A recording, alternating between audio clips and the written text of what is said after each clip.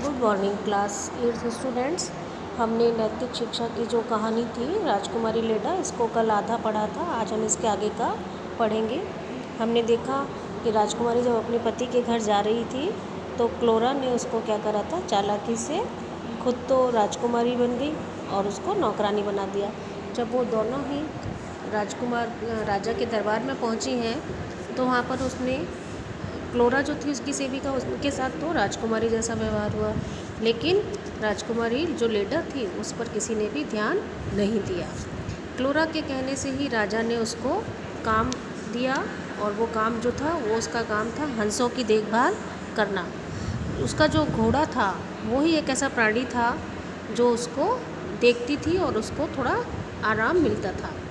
क्लोरा को जब इस बात का पता चला तो उसने क्या करा, घोड़े को भी मरवा दिया और उसको वो चाहती थी कि किसी भी तरीके से लेडा को अधिक से अधिक कष्ट हो और उस घोड़े को मार करके उसका सिर उस रास्ते पर टंगवा दिया जिस मार्ग से वह लेडा प्रतिदिन वहाँ जाती थी चारागाह में। जब लेडा अपने घोड़े का सिर देखती थी तो उससे वो बात करती थी और कहा कि फलाडा, यह तुम्हारे साथ किसने किया। घोड़ा जो था वो उसके पास तो जादुई रुमाल की शक्ति थी, इसलिए वह बोलने लगा और राजकुमारी से कहा कि विश्वास कीजिए, आपकी दुर्दशा को सुनकर आपकी माँ का हृदय दुख से भर जाएगा। अपने वचन को किसी भी कीमत पर मत निभाइए। क्लोरा को दिए गए वचनों को भंग कर दीजिए, चाहे इसमें कितनी भी हानि क्यों ना हो। लेडा जो थी उसके साथ एक लड़का भी जो था वो हंसों की देखभाल करने के लिए जाता था। एक दिन वह लड़का भी क्या था, ईमानदार था, तो उसने घोड़े से सारी जो बातें कर रही थी वो सुन लिया। तो राजा को जब ये चीज़ का पता लगा तो राजा ने सोचा कि ये कोई एक आश्चर्यजनक घटना हो रही है। और लेडा से जब उसने पूछा तो लेडा ने कहा, महाराज, मैं आपके प्रश्नों का उत्तर नहीं दे सकती क्योंकि मैंने ये प्रतिज्ञा करी है, वादा किया है कि मैं किसी भी जीवित प्राणी को अब इसके विषय में कुछ भी नहीं बताऊंगी। राजा ने कहा ठीक है। तो उसने कहा ठीक है, तुम जीवित प्राणी को ये बात नहीं बताओगी तो मेरा जो राजकीय बाग है उसमें एक इच्छा पूरी करने वाला कुआं है, तुम उस पर जा कर के अपनी बात बता दो, हो सकता है वो तुम्हारी कोई सहायता करे।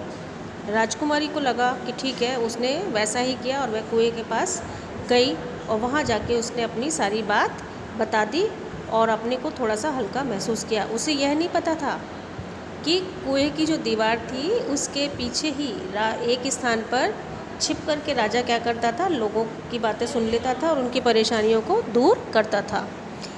अब जब राजा को इस बात का पता लग गया तो फिर राजा ने उसको क्या करा, राजकुमारी को राज दरबार में बुलाया और महल में महिलाओं को भी उसकी देखरेख के लिए पहुंचा दिया।